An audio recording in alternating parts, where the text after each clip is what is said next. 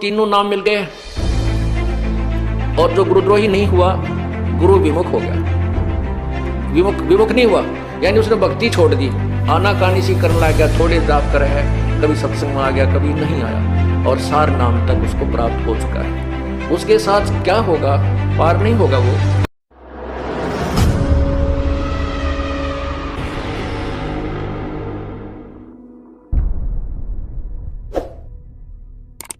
अब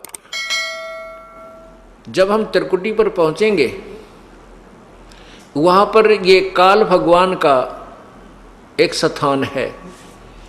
वहां पर एक धर्मराय नाम से बैठा है जो इसका लेखाकार है, काल का अकाउंटेंट है। तो जब हम त्रिकुटी पर जाने से पहले ब्रह्मा विष्णु महेश के इन कमलों में से, इनके लोकों में से होकर जाना पड़ेगा। देखो पुण्यात्मा भोली आत्मा क्या कहते हैं, जो नकली संतों के अनुयायी हैं वो ये कहते हैं कि जाना एक स्थान पर है, रास्ते न्यारे न्यारे। ये भी उनकी थ्योरी गलत है। रास्ता भी एक है और जाना भी एक स्थान पर है। जैसे हमने ये जीव इस शरीर के अंदर है, इस शरीर के अंदर जो जीव है इसको इन कमलों के अंदर से होकर जाना, गुजर कर जाना पड़ेगा और कोई तरीका नहीं है, कोई रास्ता ही नहीं है। और ये सबका एक है, ना हिंदू में भिन्न है, ना मुसलमान में भिन्न है, ना सिख में भिन्न, ना ईसाई में भिन्न, ना बहन में भिन्न, ना भाई में भिन्न।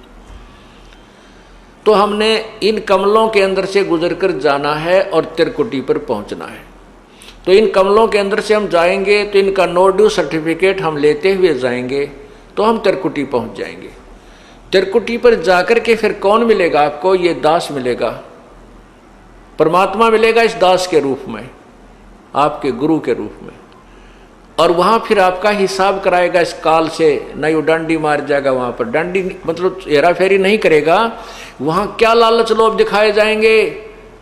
जो आपने कर्जा उतार दिया ब्रह्मा विष्णु महेश का, यह मंत्र जाप करके जो आपको प्रथम मंत्र दिया जाता है, उसके बाद भी आपका ढेर सारा धन बच जाएगा, इतना बहुत गना धन का मतलब ये कमाई बच जाएगी। वहां आपको लालच दिया जाएगा कि देख आपकी इतनी कमाई है, इतने वर्ष तक ब्रह्मा के लोक में ऐसे ठाठ करेगा, वहाँ ऐसा महादेव बनेगा, वहाँ पर इंद्र बन जाएगा, ऐसे ठाठ करेगा। ये फिर वो दूसरा मंत्र आपका है विष्णु जी का जो हम देते हैं, उसके कहते इस मंत्र की इतनी कमाई तेरी और बच रही है, इस विष्णु के लोक में तू ऐसे ठाठ करेगा, वहाँ बड़ा स्वर्ग बना हुआ है। फिर शिव जी का मंत्र है, दुर्गा का भी मंत्र है, यानी इतनी कमाई आपकी बच रही होगी। और वहां पर फिर आपको ट्रेलर दिखाए जाएंगे, जैसे ग्राहक होते हैं ना फंसाने के लिए, नारे नारे अपने दिखाते हैं वो बिजनेसमैन दुकानदार, तो वो ट्रेलर दिखाए जाते हैं। देख उस लोग में कैसे नाच गाने हो रहे हैं, ऐसे ऐसे तेरा जो ऐसा रेस्ट हाउस है, ऐसा कमरा मिलेगा तुझे, वहाँ पर इतने डांस होंगे, ऐसे होंगे, ये ठाठ होंगे। तो ये मन तो वहाँ भी साथ ही होगा, मन तो वही है। तो वहाँ ये मन फिर आपके साथ आड़ कर जाएगा, न सोचेगा थोड़े दिन घूमे वहाँ फिर चल पड़ा, जब यह कमाई है मेरी से इसने खा पी लो इतने, या वो आगे चलने वाली रखी है जाती वह खर्च हो को नहीं। तो ये भी डंडी मारेगा अपने साथ में, आपके साथ। अगर परमात्मा यानी गुरुदेव रूप में प्रभु नहीं होंगे तो वहाँ भी आपके साथ गड़बड़ हो जाएगी।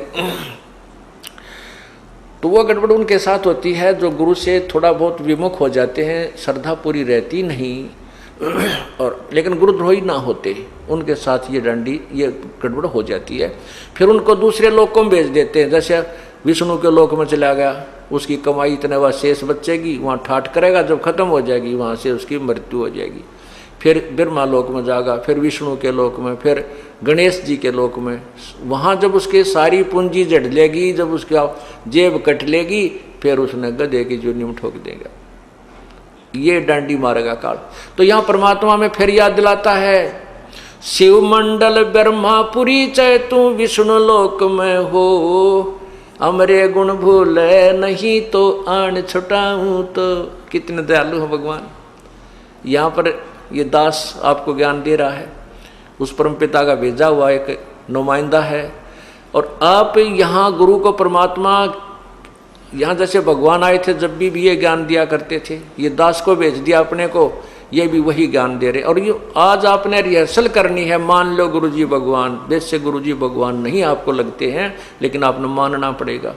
जैसे गणित के सवाल को हल करने के लिए मानना पड़ता है, मान लो मूलधन 100 रुपये, वो 100 रुपये मूलधन माने बिना वो वास्तविक मूलधन प्राप्त नहीं हो सकता।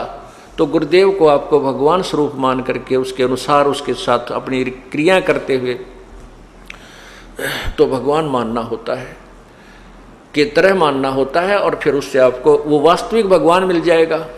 तो यहाँ क्या बताते हैं कि शिव, यहाँ आप भक्ति कर रहे हो, गलती करते हो तो मैं धमकाऊंगा, आपको करड़ा करूंगा, क्योंकि मैं अध्यापक हूँ, आप मेरे विद्यार्थी हो।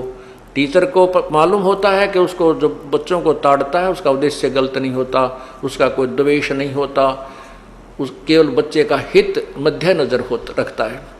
तो इससे क्या होता है कि कई अनजान अंदर अंदर दुख मान कर सत्संग में आना बंद कर देते हैं, वो गुरुद्रोही नहीं होते। कुछ ऐसी पुण्यात्मा होती हैं वो सत्संग छोड़ देते हैं लेकिन गुरुद्रोही नहीं होते, छोटी मोटी बुराई सुराई भी कर लेते हैं, तो उन गेला बनती है। तो फिर वो चले जाते हैं ऊपर ऊपर जाते हैं, उनको कहें तेरी इतनी कमाई इस मंत्र की रह रही है, इस इतनी बन गई है, इसकी इतनी बन गई है। तो फिर हमने तो ज्ञान रहता ही नहीं, परमात्मा का हाथ ऊपर रहता नहीं, तो वो बह जाता है। तो कितने दयालु है भगवान के, जब तक हम उनसे विमुख भी हो गए और वो फिर भी हमारे लिए तड़फ रहा है। क्या याद दिलाता है, शिव मंडल ब्रह्मापुरी चे विष्णु लोक में हो और हमरे गुण भूला नहीं तो आन छटाऊं। तो गुण के वो परमात्मा के बताया करते थे, गुरुजी क्या बताते थे भगवान की महिमा, कि तुम्हारे साथ ऐसा धोखा होगा वहां पर, और जब तुम चले जाओ उस विष्णु लोक या ब्रह्मा लोक या शिव लोक में, तुम्हारी जब भी आंख खुल जावे कि हे भगवान हम तक गलत आ गए। गुरुजी तो बताया करते थे हमने 3 लोकों में रहना ही नहीं, यहाँ का कोई वस्तु सुविधा प्राप्त करनी ही नहीं, अरे या तो हमारे साथ धोखा हो गया। जो पुण्य आत्मा वहाँ रोती है, फिर ये ज्ञान आपको टिकने नहीं देगा, वहाँ भी याद आएगी फिर ये बातें।